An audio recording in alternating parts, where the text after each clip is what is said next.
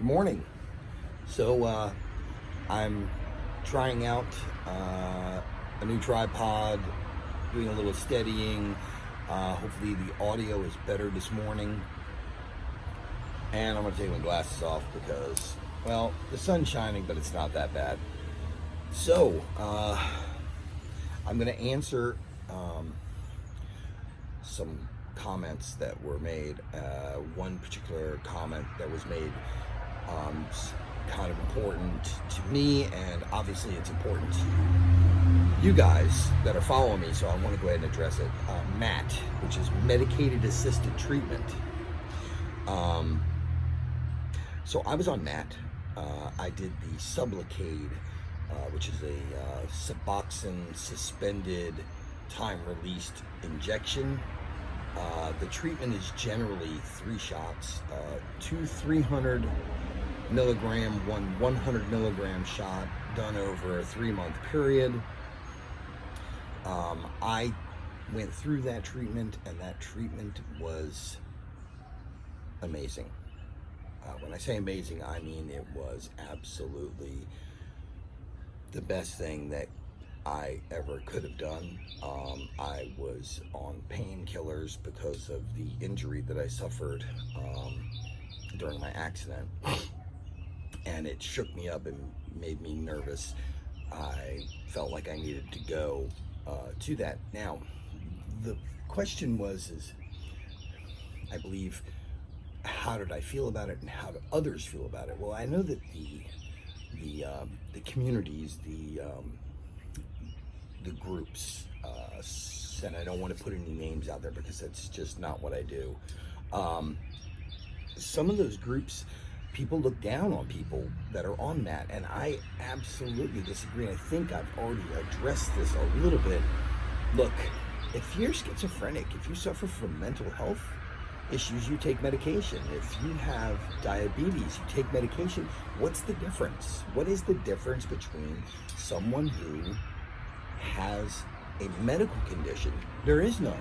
According to the DMS, DSM, it's the 5th edition now. Substance use disorder is now classified as a mental health disorder. There you go. Problem solved. It's clinically been updated. There's no reason to say otherwise, so I don't understand it. If someone is using medication that's prescribed, you shouldn't be judged for it, ever. Period. Anyone who makes up documentation or tries to quote something, literature from some group, I'm sorry. It sounds like you're making up excuses to keep people that are actually trying to stay sober out of your groups, and that's, to me, the most heinous thing you could do. These people are trying to get sober. These people are trying to regain their lives, and here you are ostracizing them because of their need to have medication prescribed by a doctor. Sad, really sad. There is a program that in their book, one of the first things that it says in there is, we are not doctors. You're also not a lawyer. You're also not supposed to judge people. You're not, and I don't. So my opinion on it is, don't judge people.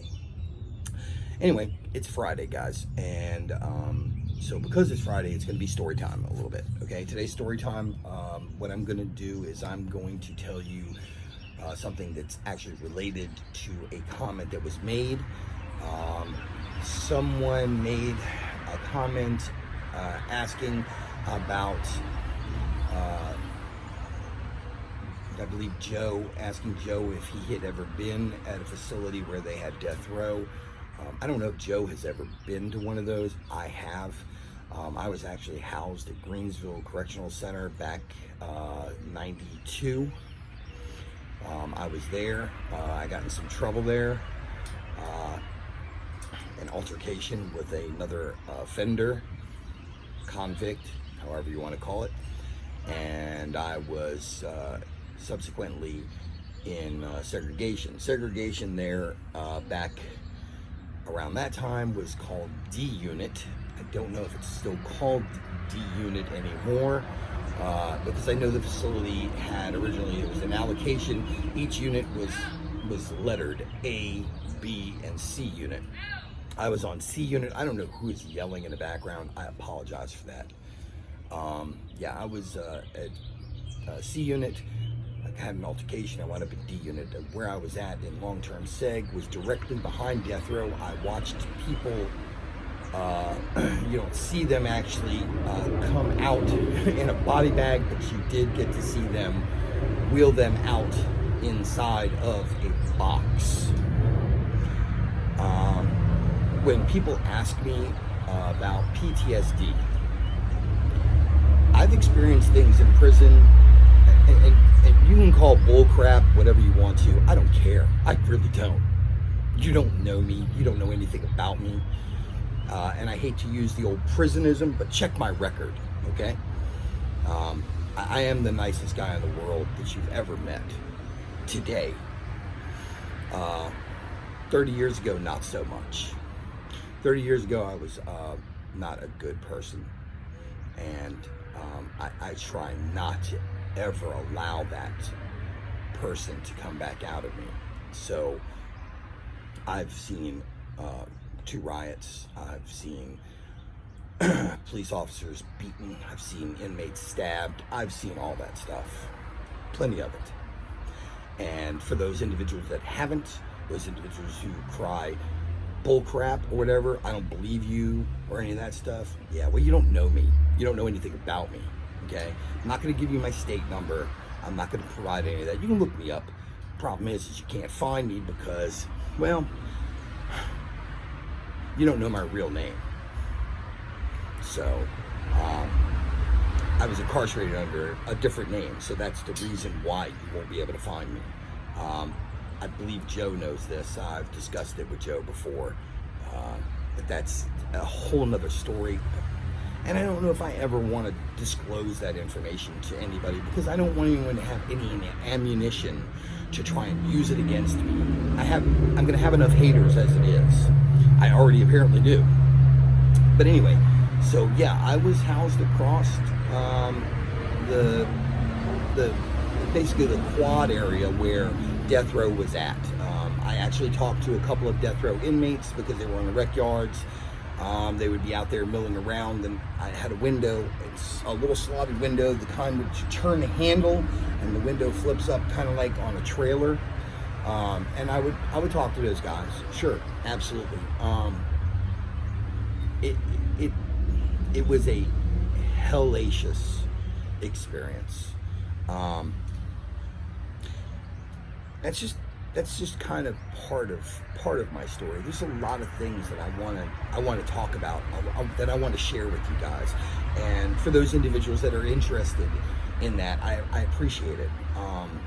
And I do want to provide other content for you, and I do want to make it lighthearted. I don't want this to become so serious that it's, like an episode of, Dateline, okay? This is not Dateline. This is real life. This is real life. I'm still struggling with crap every day. I recently mentioned I have an appointment for Section 8 this month. I have my appointment for my peer recovery specialist certification. I'm going for that this month as well. I'm in the process of trying to go back to school. I'm going to get my bachelor's in behavioral sciences in recovery and addiction. So I don't know how people perceive me. Some of you like me, and I appreciate that. And to you, the people who like me, I love you guys, I do. For those of you that are hating on me and, making crazy comments that are completely out of square, like Tom looks like a pedo or he's a creepy old dude, I don't care what you think of me. keep subscribing, keep watching, because, thanks, I appreciate it.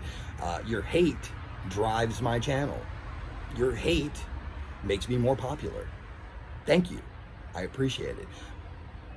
To those of you that are genuine and are interested, I'm going to do everything I can to provide you a channel that is informative, that is lighthearted, and has a little bit of humor in it from time to time. I want you guys to feel like you're in the car with me, walking down the street with me.